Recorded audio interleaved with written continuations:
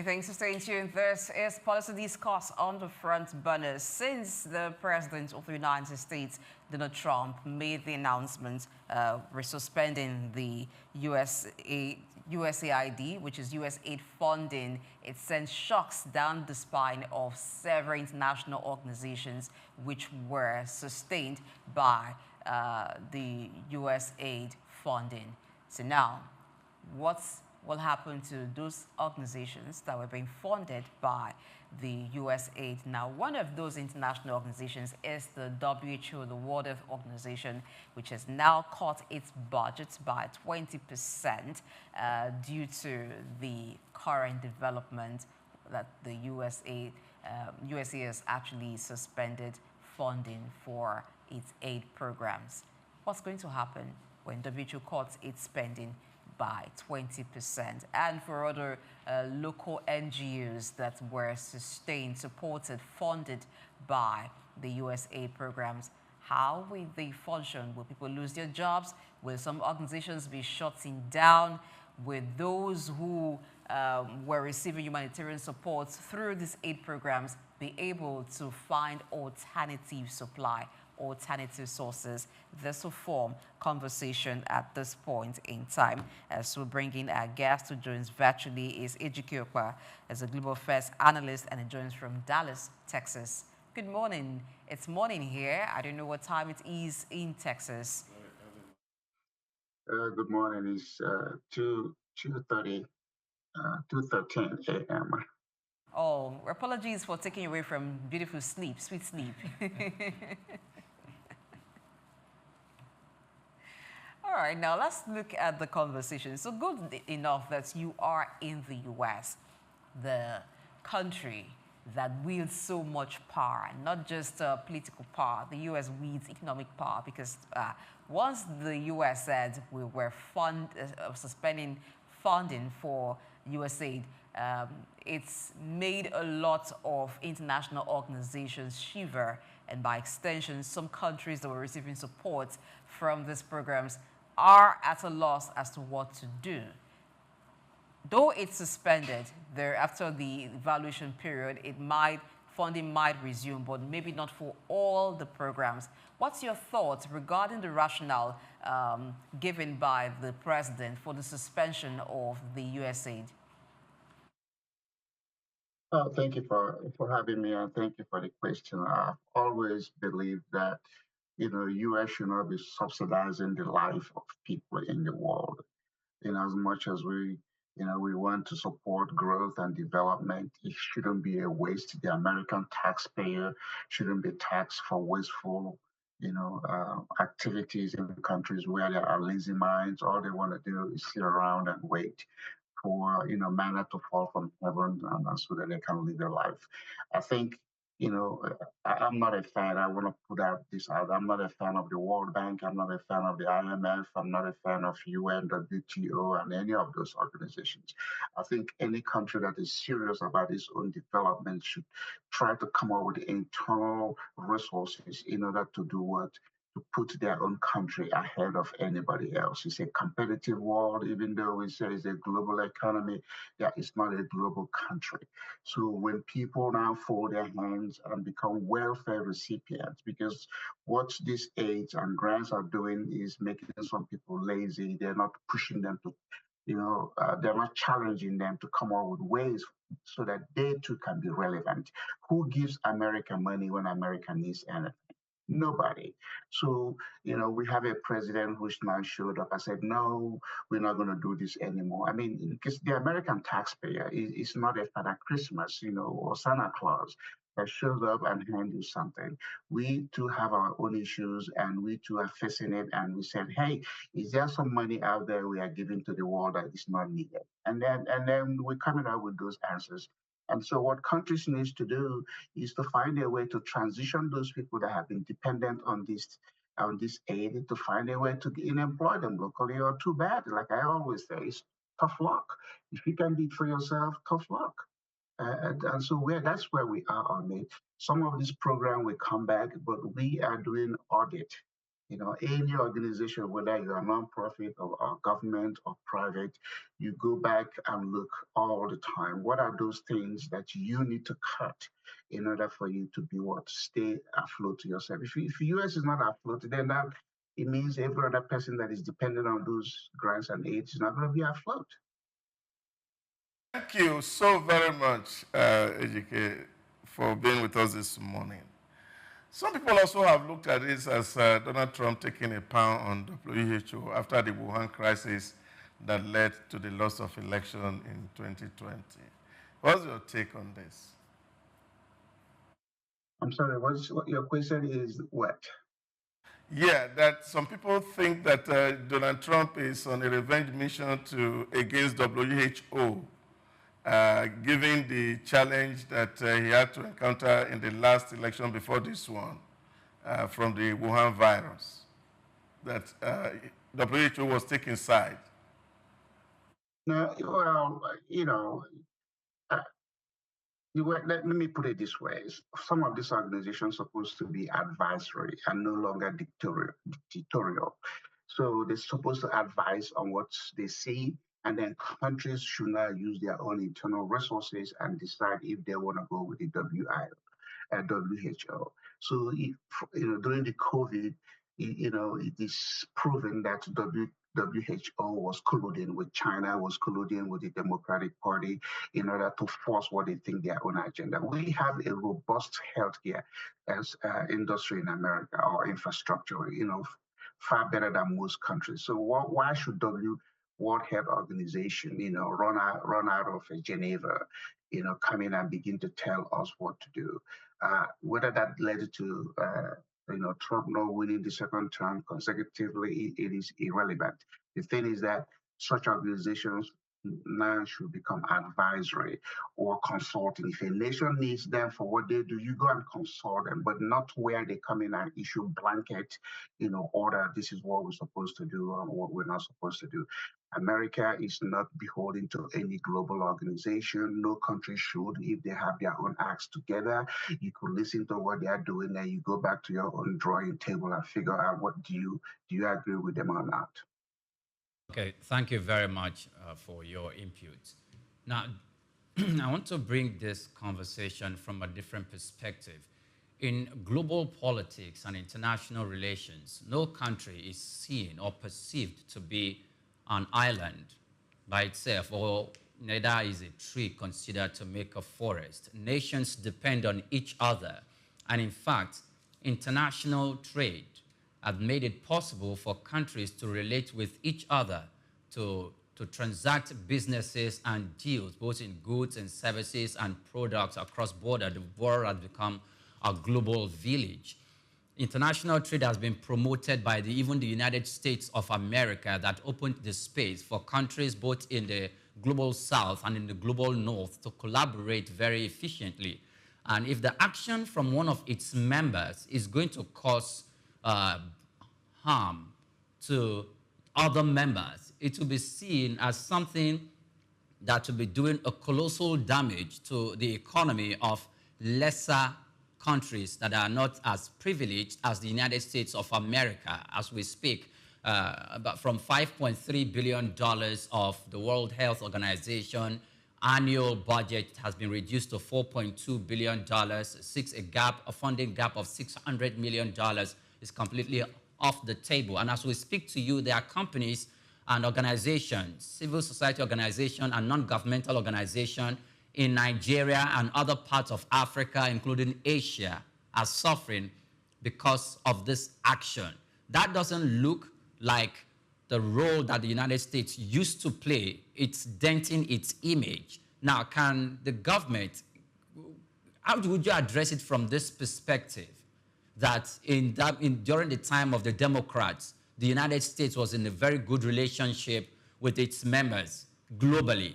And now the Republicans on sit, and it's as if the United States is now practicing protectionism or removing its hand from the aid to help other countries to grow. Well, thank you for the question. Look, I said in an earlier comment that We're in a global village, but we're not in a global country. We don't have one global passport. We don't have one global currency.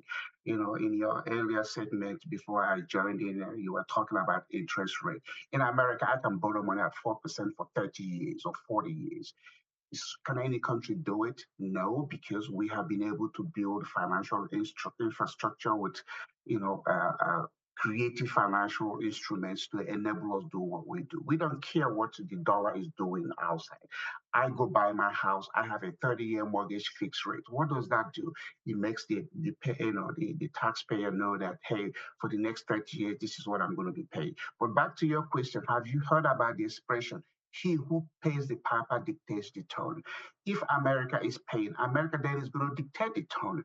Every country has what they call the sovereign rights. You should not subject yourself to the wishes of somebody else. Trade are two ways you do trade. Trade can be bilateral or multilateral. The most important thing is the relationship you have with a particular country, not the relationship you have with 200 or so countries out there. You're supposed to be selective. Okay, you don't just trade with everybody, you don't just import from everybody. You have to also work on developing your own domestic strength to become a resilient country. When I came to America, I paid 698 naira 50 kobo. That was 1987. Okay, that amount of money today will not buy you a bottle of beer in Nigeria. So, what is the Nigerian institution? What are the Nigerian governments doing? In order to strengthen the naira. When Obasanjo took over in 1999, the naira was, if you had 1 million naira, you had an equivalent of almost $12,000. Today, 26 years or so after this democracy, if democracy is a panacea for economic development, how come we've gone from $12,000 to 650? Everybody who's an economics in Nigeria or leader should pull back and say, what is it that we are missing? At one time, you were on the world stage. Now you are a beggar nation. You should put a shame on anybody who is an economics or policy leader in Nigeria and say, we have to go back. So nobody should be blaming America. America is there for America. And then if America sees something that favors its own interest, it's going to lean in and see how it's going to take advantage. But people shouldn't therefore their hands and say, oh, America is coming to our rescue. I'm a proponent that America should not be the policeman of the world or spread itself so thin that it's no longer relevant. So World Health Organization or whatever other organizations, other countries, whether they're in Asia or in Africa, Mexico is south of us. They have their challenges. Canada is south of us. They have we don't care about those people. To be honest, I live in Dallas. I don't care about what is going on in Oklahoma because economic development has to be localized. It has to be relevant to the area you live. You can't spread yourself thin. So when you take that focus, you become more able to be resilient and not think that just like your neighbor. If your neighbor's house is on fire or your own house is on fire, what do? You focus on what it is you can do. You take from neighborhood to region and regions to global presence. That's how these things work. We can't just come out and jump. So I wrote an article one time. If the world economy were to be under one currency, the Western economy will collapse. But they're not going to do it, and then you can force them to do it. So what you have to do is, what can you copy and paste?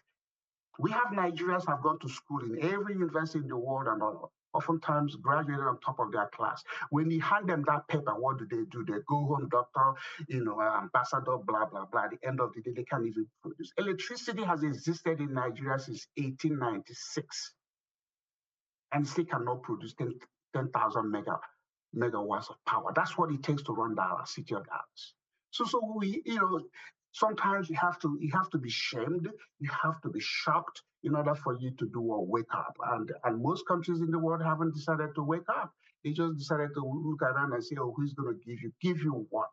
Nobody anytime people give you something or help you out, it has no relevance. What you should be looking for is investment and partnership, because those are the key things that recognizes reward and return as well as skill set. Okay. Talking about development, economic development being local, when the U.S., when you said funding was suspended by the president of the U.S. So the Nigerian government moved to provide some form of measure to support the health sector, which would be impacted by this.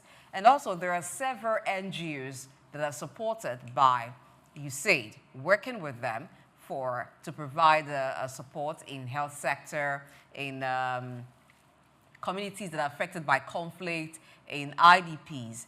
Now, do you think that without the support of the U.S., agreed you talked about how governments of other nations, African nations like even Nigeria, should be there for their people, providing support. But do you think, given the situation, this local support will be sufficient without international support like that which is coming from USAID? Again, you know, I'm trying to find the way to put it. Sovereign rights. Every nation is sovereign. You are entitled to your currency. You are entitled to a whole lot of other things. But remember, in a competitive world, when you make yourself a doormat, what is going to happen? People are going to jump all over you. So countries should be, nation building is a 24/7, 365-day endeavor. You don't at any point fold your hands. Politics is a seasonal thing. It's good, it's bad, but you have to do what is the baseline? What is it that we're trying to achieve? Most countries have lost focus on that. They're looking for somebody to prop them up. Heads of states run around, looking for things, give me, help me. In the dictionary of economics, two words don't exist, and those words are help and give.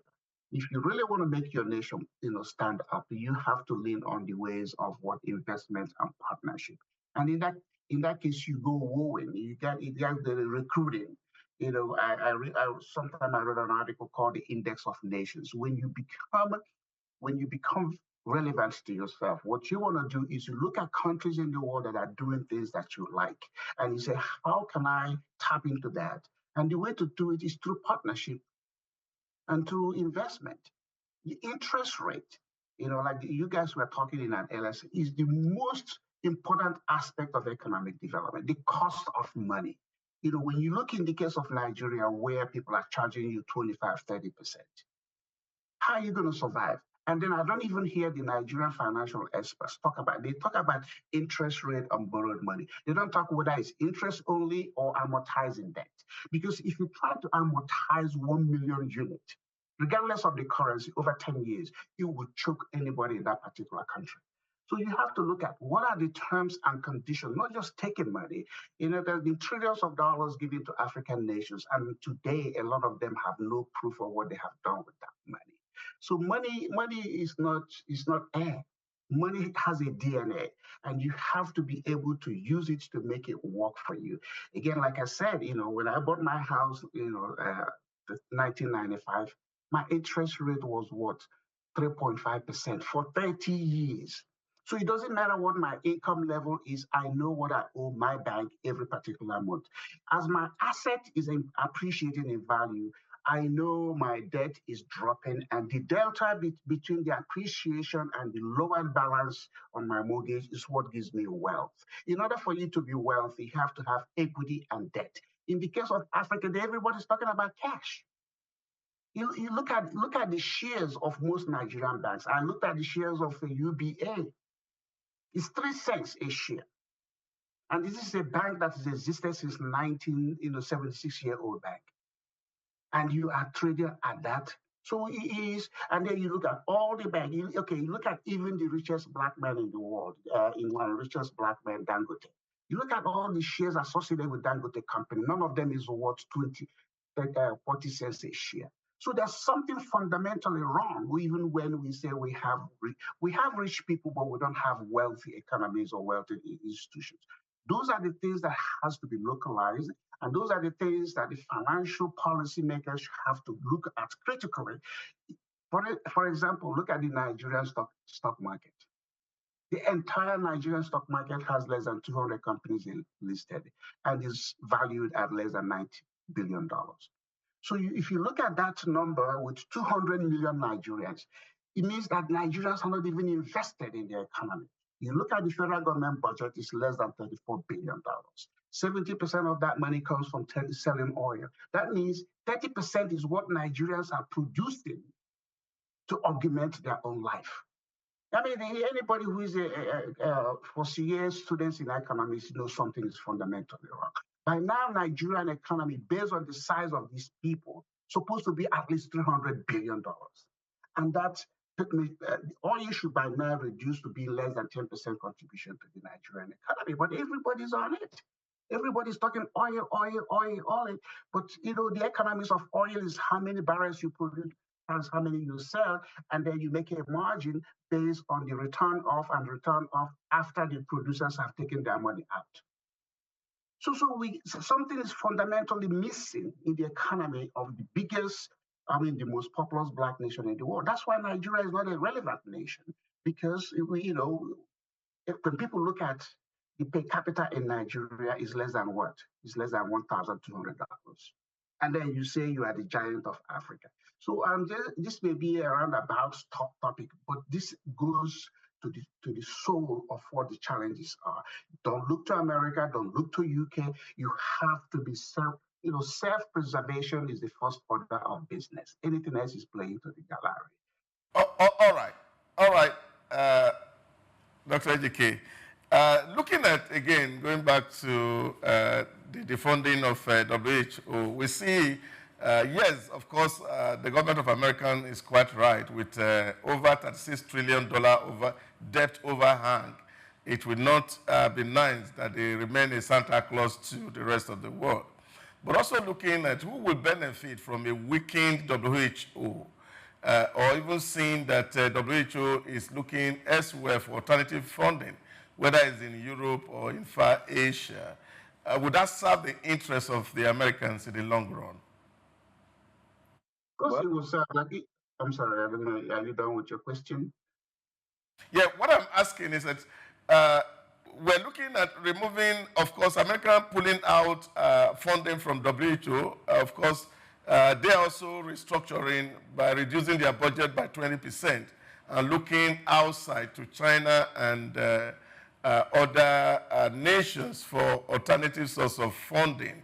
Now, in terms of geopolitics, I'm asking, what will America really gain taking or withdrawing from funding from WHO? Well, what America will gain is that America really doesn't need WTO to do their trade. If we're trading with Mexico, which is one of our biggest trading partner, if there's any dispute, we don't go to WTO. If we're trading with Canada, if you're trading with any particular country. So I don't even see the relevance of why WTO should be in existence. Again, I said those countries should be advisory. If you need them, you go to them. But it shouldn't be to where, we're funding them just to have bureaucracy who are looking for retirement. When Ngozi Okonjo-Iweala left Nigeria as finance minister, I thought she should have set up an advisory consulting firm to advise African countries on what to do. Instead, she jumped from a desk job to another desk job. And that is what has happened to a lot of these people from third world countries. I mean, we've had a UN Secretary General, a Ghanaian, we have Boutros Ghali from Egypt. And what has that done for the prestige and image of these countries? What you have to do is lean on the way of business. And then when you lean on the way of business, what do? You look at efficiency. What are the waste factors in anything you do, and how do you curtail those things in order to enhance your productivity?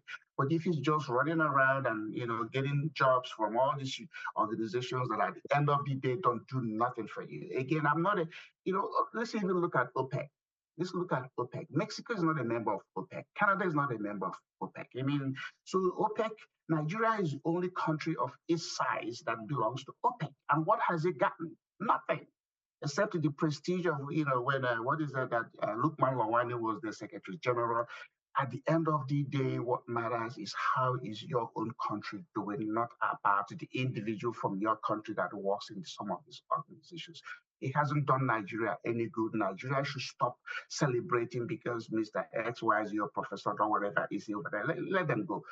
Think about what can your National Assembly do in terms of policies that addresses monetary and physical policies in order to unleash the potential of a country. If you look at Nigeria, when Nigeria Civil War ended in 1970 to 1979, Nigeria attracted the most corporate relocation of any country that's had a war, that like Nigeria had. But what has happened to those things? Nothing. That's when Naira became a currency of choice. But then, since 1970 to 1985, when Babangida showed up and became timid by, devaluing Naira and having even all those other professors, Chuokongu, whatever, Khalid, all of them showing up, what has the Nigerian National Assembly, whether it was a civilian one or whether it was the military council, said? Sometimes you have to say no. The things that the most developed countries always are afraid of is you saying no. But if everything they throw in front of you, it's like a bait. They're gonna catch you. Sometimes say, no, we're not gonna do that. And then you hold your ground. That's where they come in and have an effective negotiation with you as opposed to dictating to you. So, WTO, it can be there for whatever it does. But I'm just saying, basically, most trade disputes, they don't even go there because most trade is basically bilateral. Thank you very much, Dr. Ejike. I have the question for you, and I think it has two legs.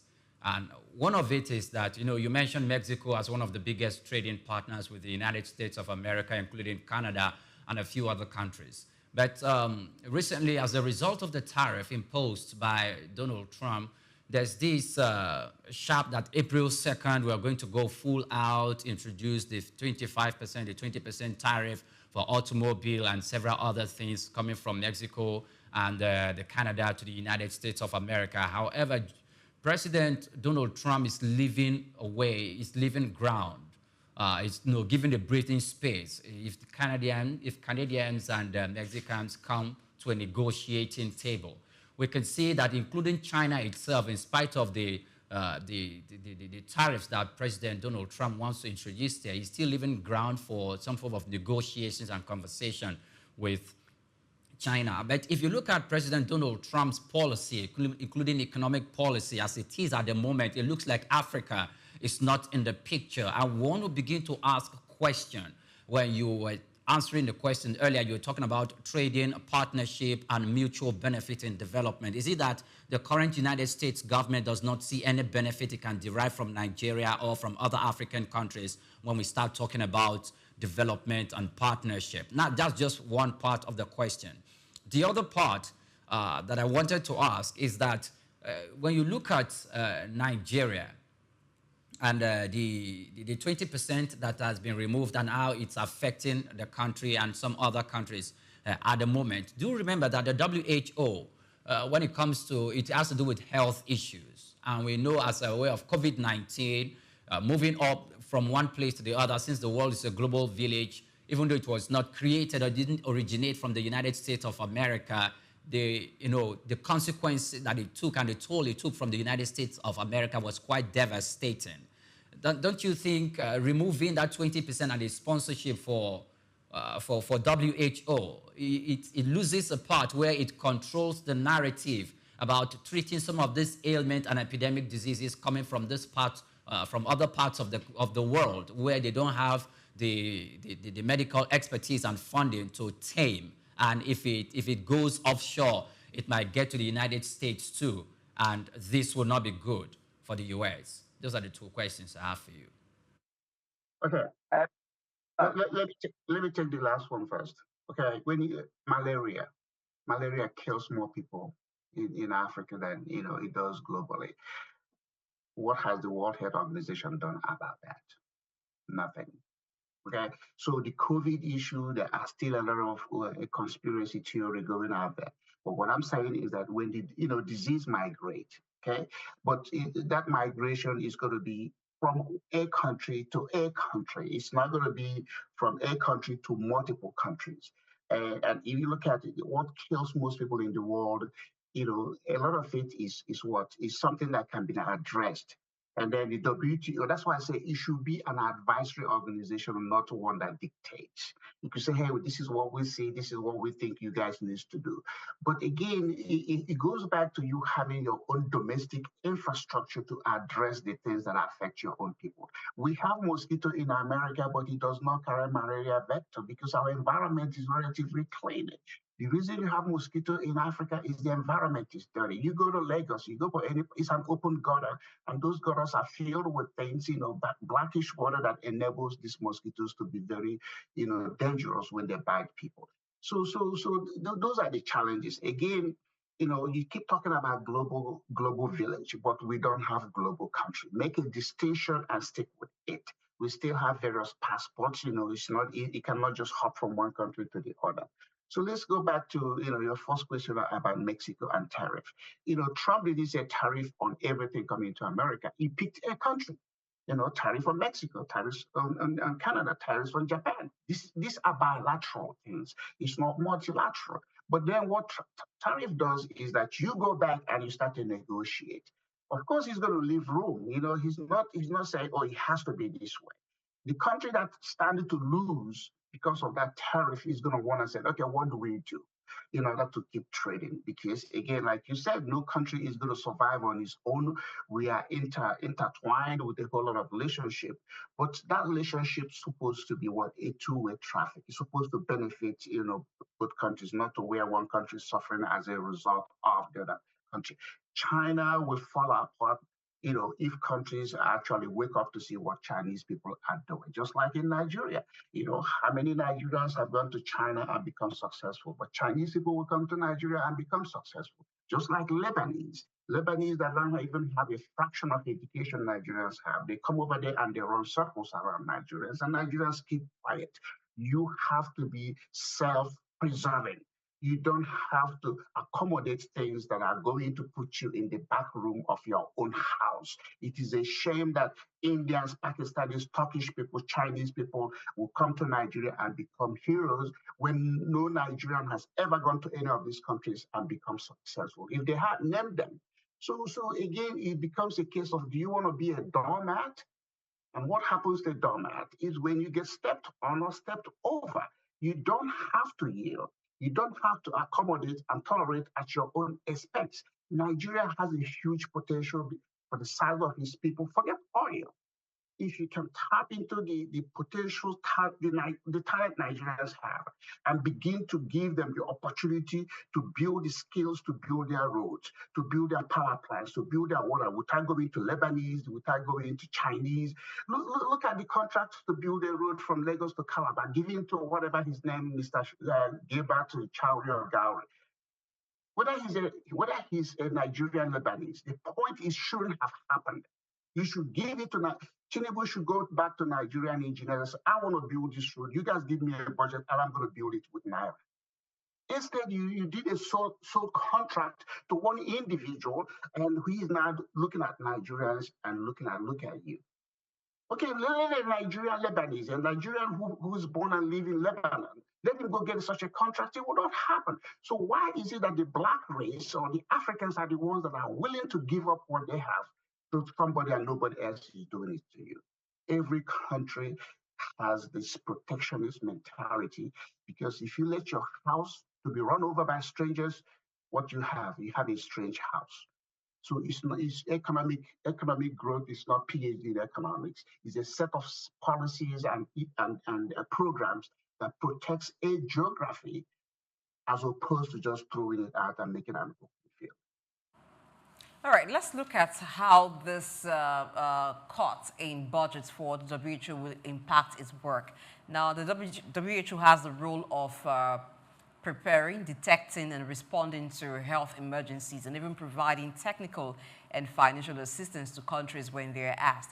With a budget cut by 20%, and America has already signaled that it intends to pull out from the organization, do you think the authority of the WHO as the body playing some sort of supervisory role in the global health sector is weakening? Do you see any other country taking up that role? I don't know the country that would take it up. Is it the UK? Because America obviously has a significant contribution to make to their budget. And again, healthcare, we have Department HHS here, Department of Human Services. That is more like our health department in America. So very rarely do we consult WTO. Very rarely do we even go to UN UNDP and all of this stuff. America presence at the General Assembly gathering they do in New York every day just for the show. We don't really don't. So UN human rights, violations. We're not threatened by those because we have a robust legal system that addresses concerns about our own people. So that's what countries should do. I said copy and paste. Do you have the will? If every country becomes very relevant to itself and looks at the health issues that affect their own people, if they want to consult WTO, then you pay them for that consultation, but not to where they come in and begin to dictate to you, this is what you have to do. The fact that the Minister of Health in Nigeria and the Commissioner of Health in the various states, they should be the administrative head of health issues. They should meet as often as is necessary and look at the disease. What are the things killing Nigerians? What is it? Sometimes health condition is because of habit. You look at a lot of Nigerian men and women, they look like pregnant people because they eat at the time they're not supposed to eat. And those things are health. But is that a global concern? It's not a global concern because it's about Nigerians. So, you look at malaria again, I said that is malaria a global illness? It's not. If you look at, other things, there are not global things. So it behooves the country leadership and especially the sectors that address those issues to now come together and begin to issue advisory roles, having conversation and talking about, hey, we shouldn't be doing this because this is what it's going to do. Don't wait for WHO. The Ethiopian guy who is head of it, how is healthcare in Ethiopia? Again, to give you an example that your own person works with a global organization doesn't mean you get a global benefit. So you go to Ethiopia, their health issues is just, as bad as anything else. So you take the time, you look inward. Inward is how countries develop. It took the president of America, a president of America, 106 years before they left America to visit another country. And where did they go? Panama. But as soon as an African president is elected, they're all over the world. What does that mean? They want to be global. They want to be looked upon as you're part of this community. No, be self-centered, be self-preserving. Get it right. Your home is your country. If you don't get your home right, your neighbor may look down at you. So that's why you gotta go. The country structure, it shouldn't be more than your home. Your home is what your husband, your kids. How do you address your budget? If you want to give people money, you have to give it such that it does not create a huge hole in your pocket. America should not give money to any country and it creates a huge hole in their pocket. I am about that kind of person. I don't give money to my family members in Nigeria if I'm going to suffer paying my own bill in America. So you have to have that mentality, but they encourage people. If people are doing well in their country, if Naira can help the Nigerian person live well, why are you concerned about the pound or the dollar or the euro? But it's because Naira has been weakened. Naira is a quicksand currency. Everybody's looking for the dollar or the pound and that stuff. And then talk about the banking. The banking should not even be opening an account in a foreign currency. I hope some politicians are living. You should ban that. If you can't open an account in Naira, then you don't believe in the relevance of Naira. Just like when Obasanjo hired Ngozi Okonjo-Iweala, she came back and said, if you don't pay me the dollar, I'm not going to take the job. Obasanjo, being a timid man, should have said, Madam Ngozi, get out of here. But he acquiesced and paid her in the dollar. You can't. All right. We thank you so much for your time with us. From all you said, you're encouraging African leaders to actually look inward. And we hope that the message is well received because that's the way to sustain. From external help, you can't actually bank on it. But if other African countries can be self-centered, using your words, build their home, then it will be better. Is that right? Yes, ECOWAS community, for instance. If you want to now do regional, you look at the 15 member nations in ECOWAS. Which country is relevant? By now, other ECOWAS countries should have been looking to Naira to borrow to do their economic development. But now no country in Africa is using any African-based currency to grow. They are all looking outward. It shouldn't be the case. If there are 54 African currencies that are totally not relevant, apart from maybe Moroccan money and all that, but the other 50 something is totally not relevant. By now, there should be somebody, a country that takes up that challenge and say, I'm an alternative. I went to Ghana a few years ago. The cities, if you had the cities at the time, you have almost $100,000. Okay, now I talked to the finance people. I said, the cities can become the currency of choice for the neighboring countries. But it is not. Now, let me give you an example. If a Japanese has 1 million yen and a Ghanaian has 1 million cities, who has more dollars? Who has more dollars? Most people would think the Japanese. No, 1 million yen gives you almost $9,000. 1 million cities gives you about $67,000. But look at where Japan is economically. Just like if you look at, shillings, the Kenyan shillings compared to the yen, the Kenyan has more dollars than the Japanese, but the Japanese economy is a productive economy. Sometimes they even give you 0 interest rate in order for you to do something. It's a production. They produce cars, they produce technology. But the African countries that have more exchange rate based on their own currency to the dollar, they are not producing anything. So those are economic. Time to bring up the conversation again so that the areas that you're already looking at, how Africa can grow its economy, not just strengthen its currencies, but build wealth economies. We've been talking with Ejike Okpa, who's a global affairs analyst, and he joined the show from Dallas, Texas. Thank you for losing sleep to be part of the show. Thank you for the sacrifice. Having me, and good luck to you guys. And you too. Thank you. Yes, let's not forget what today is. It is Salah Day. That means that it's Eid Mubarak.